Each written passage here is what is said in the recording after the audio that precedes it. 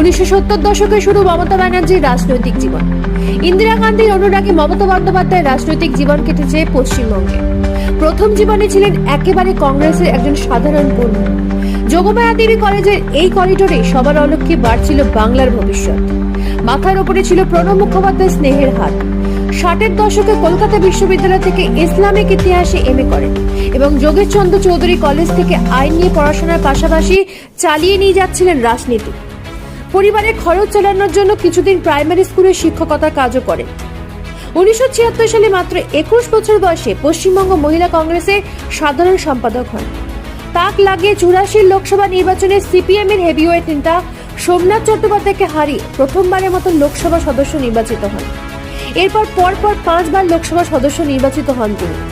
1975 সালে জরুরি অবস্থার বিরুদ্ধে সভা করতে কলকাতায় এসেছিলেন জয়প্রকাশ নারায়ণ। তখন তার